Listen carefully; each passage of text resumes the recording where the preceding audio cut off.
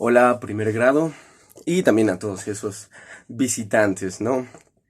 Este primer video va a ser sobre el cuento hispanoamericano, lo que estuvimos viendo hoy durante las clases, explicar varios conceptos que vi que se les dificultaron o en todo caso no ahondaron. Aprovecho para yo profundizar en esos temas y explicárselos tal vez de no primera fuente, pero sí un poquito más concreto hacia lo que necesitamos saber para las próximas semanas. Durante esta y la siguiente estaremos viendo el cuento hispanoamericano, no solo como una literatura, sino también como un fenómeno social. Ya verán poquito a poquito a qué me refiero con verlo como un fenómeno social, un hecho social. Pero bueno, para eso este primer video, tal vez un poquito introductorio hacia lo que va a ser ya el cuento hispanoamericano. En principio explico, no vamos a hacer, más bien vamos a comparar tres cuestiones. La primera, el video, el que dura creo que 5 minutos, donde un grupo de se ve estudiantes, bueno, se oye estudiantes, eh, habla sobre la obra, confunde ahí algunas cosillas, se ve que lo hicieron en equipo y cada uno tocó como grabar una parte porque hay una diferencia de voces y también no se ve muy ordenado, pero nos sirvió para dar una introducción y que se fueran haciendo una idea al respecto. Luego lo vamos a comparar con la información que viene en el prólogo de este libro y la hace el autor, ¿no? Seymour Menton. Estadounidense, me parece, nacido en Nueva York, 1914, según recuerdo, y que es maestro, es docente, fue docente tanto en la UNAM como en Estados Unidos, en la Universidad de California. Para cuando ya grabo este video, me parece que murió en 2014. Ya revisaremos ese dato, ¿ok?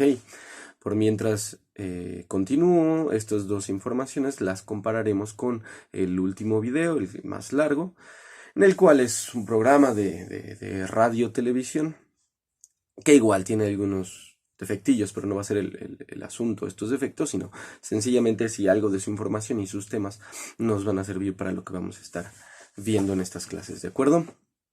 Empiezo con el primer video. Eh, Aquí los estudiantes nos explican que el cuento hispanoamericano como obra nos va a hablar sobre una realidad representada. ¿Qué es esto? Realidad representada. Quiere decir, para entenderlo así brevemente con ustedes, que todos los cuentos que vamos a leer, todas las historias que vamos a conocer y los autores eh, son un espejo, un reflejo, pues, de la realidad que les rodea e incluso la realidad que tenemos actualmente.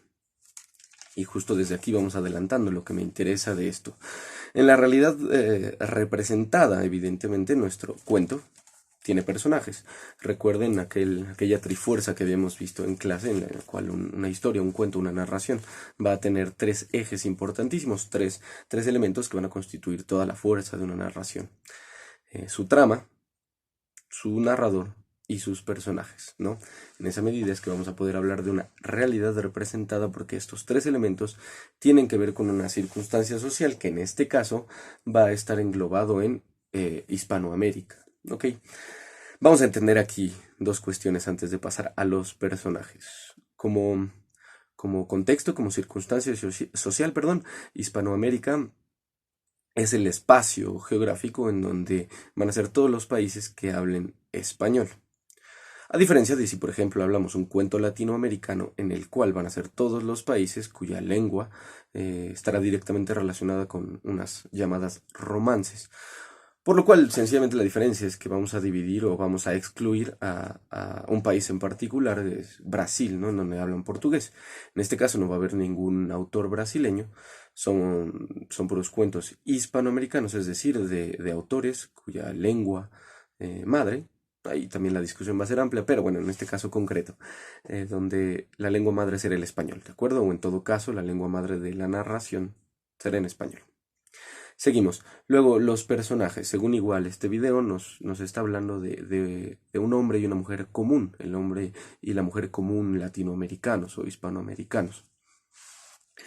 Y es ahí donde en muchos de ustedes les hice el comentario que debemos entender por un hombre común en Latinoamérica, qué debemos entender por una mujer común en Latinoamérica, hispanoamericano. Bueno, pues eso también nos relaciona directamente a lo que va a ser el ambiente, el contexto de nuestras historias e incluso el ambiente y el contexto de nosotros como lectores, o sea, quienes leemos los cuentos. Nosotros tenemos un contexto. ¿Cuál es nuestro contexto? Bueno, con ustedes, grupos de primero, pues será la secundaria, la colonia en la que estamos, la Sardaña.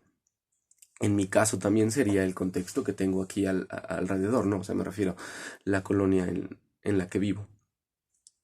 En este caso, los autores de cada cuento tendrán su propio contexto que está también inserto en Hispanoamérica y sus historias, sus relatos van a estar situados en un contexto que es muy cercano a la realidad que tanto ustedes como yo compartimos por el hecho de estar en América y hablar español, ¿no?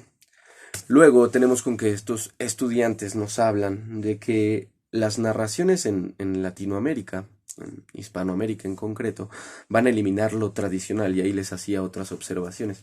¿Cómo va a ser esto de eliminar la narrativa tradicional? Si hay una innovación, si hay un cambio, que es lo que también hablaban ustedes en sus trabajos, pues evidentemente es porque antes hay una tradición, hay algo acostumbrado, hay una costumbre, una manera de hacer las cosas que ya estaba como muy implantado. Llegan estos cuentistas, estos narradores, y algunos detalles los van a empezar a cambiar. ¿Qué cosas? Bueno, ya veremos con el prólogo de Seymour Menton exactamente qué cosas son las que van a ir cambiando con cada movimiento, con cada corriente literaria.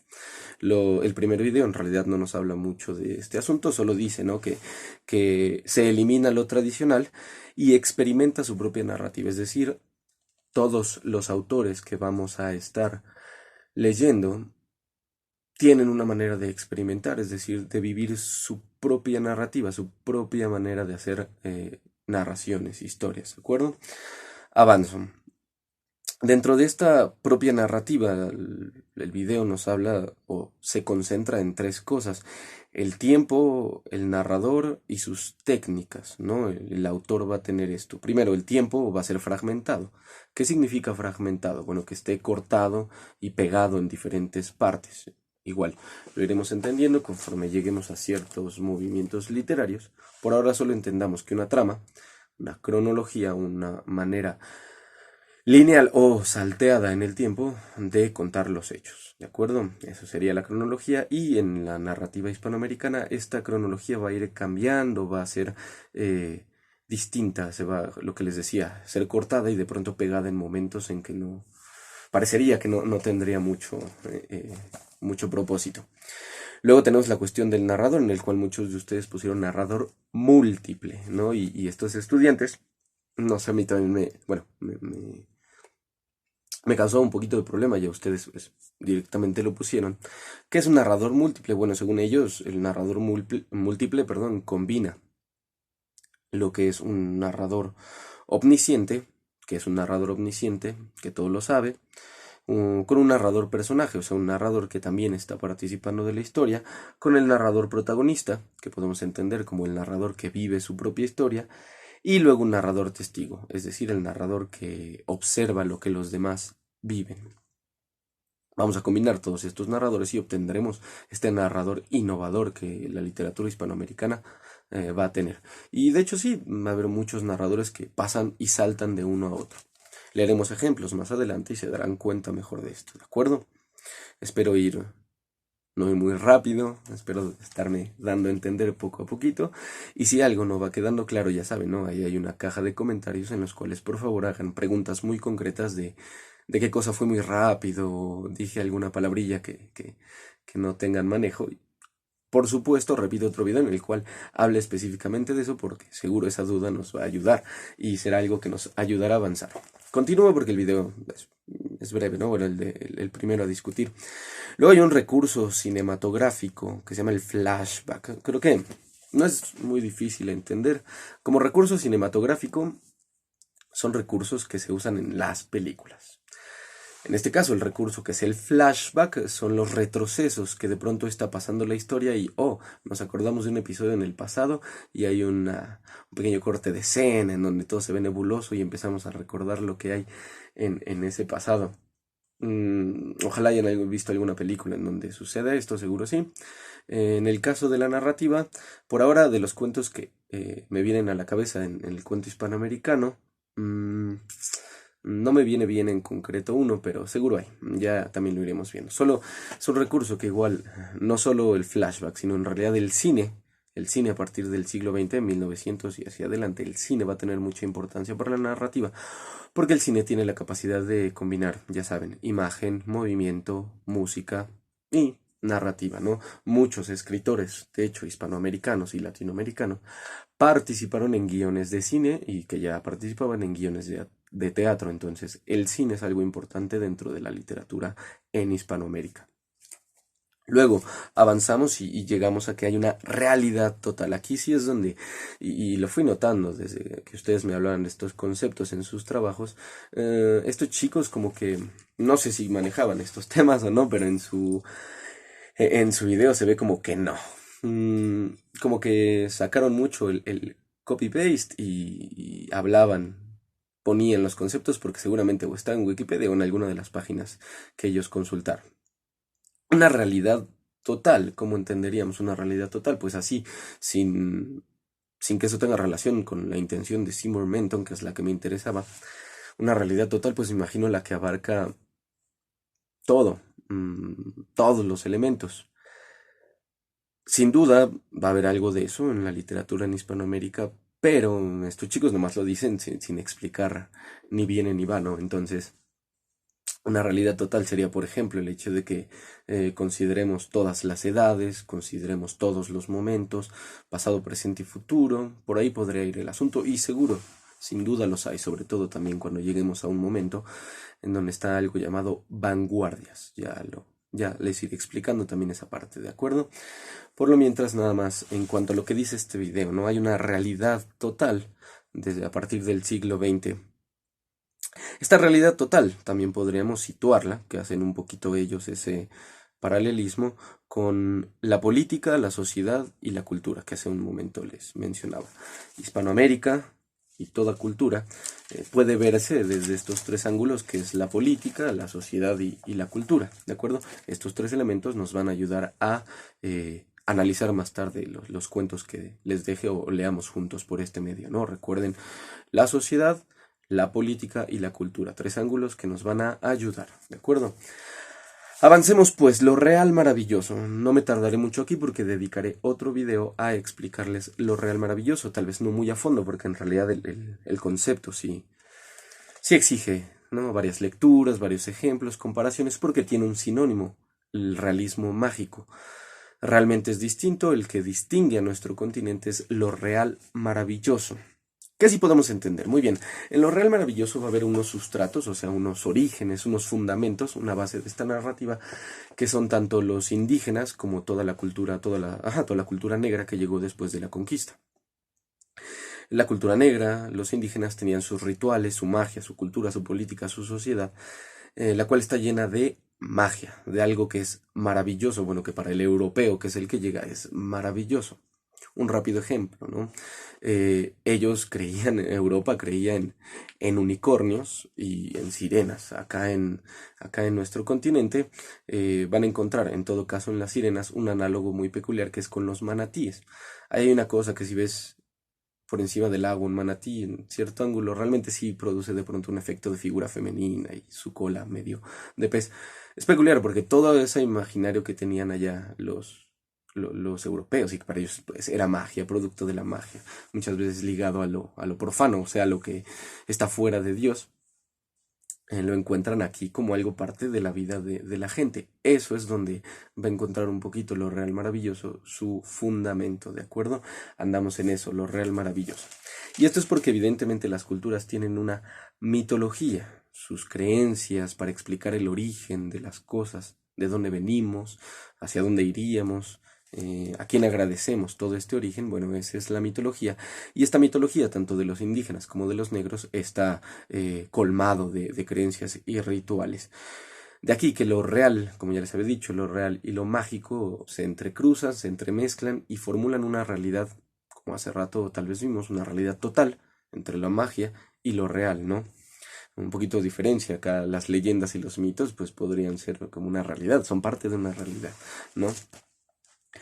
Luego tenemos, veamos, ok, algo importante dentro de esta combinación de la magia y lo real es que la magia, lo espiritual, los rituales y las culturas indígenas y las culturas negras, las culturas afroamericanas, van a tener su oposición a las cuestiones industriales, o sea, las máquinas, a todo el progreso europeo que estaba ocurriendo por allá, pues se puede poner. Es decir, por un lado tenemos a Europa, que está lleno de fábricas, las nuevas máquinas, ya empezaba a surgir el automóvil, algunas avionetas, entonces toda esta tecnología y este progreso se va a oponer un poquito, ¿no? A tal vez zonas más sin tanto progreso de este que les hablo, y se van a oponer, van a contrastar, y ahí es donde también van a crear una realidad total.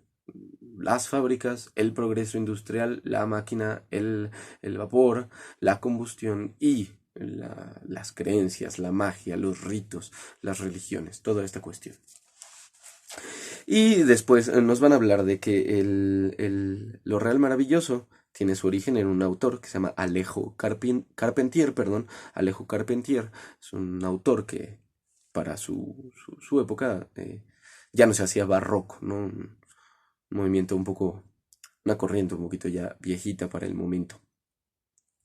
La cuestión es que todo este autor, este autor y toda su literatura va a empezar a formular esta combinación de lo mágico de las culturas con la realidad cercana, industrial, que se estaba viviendo ya en nuestro siglo XX. Dentro de lo cual después va a haber un movimiento que se llama boom literario, el cual sí llegan a mencionar al final del video, y ese boom literario me va a interesar mucho ver con ustedes. Lo mismo, dedicaré otro video para explicarles también el boom literario. Solo no lo olviden y váyanlo ahí apuntando para que posteriormente lo retomen y digan, claro, ya lo había mencionado. De ahí vamos a tener algo que me llama mucho la atención. No sé si estos jóvenes que hicieron el video tuvieron conciencia de eso, pero hablan de que en lo real maravilloso están metidos 4 temas que no se dieron cuenta, pero son opuestos. Tenemos por un lado la soledad y la comunicación, cuestiones opuestas, y la sexualidad, pero como expresión de vida, el acto sexual nos da vida, y también la muerte, es decir, dentro de lo real maravilloso, dentro de estas creencias de las culturas prehispánicas y las culturas negras, las culturas que ya para entonces son afroamericanas, pues todos estos rituales y su cultura y su religión está lleno de estos 4 elementos. El individuo, la persona tal vez sola, pero también el individuo dentro de una sociedad comulgando con sus semejantes. Y por otro lado tenemos la sexualidad como un acto donde hay vida, se producen otros semejantes, pero también el momento en donde nos alejamos de nuestros semejantes, que es la muerte, ¿no?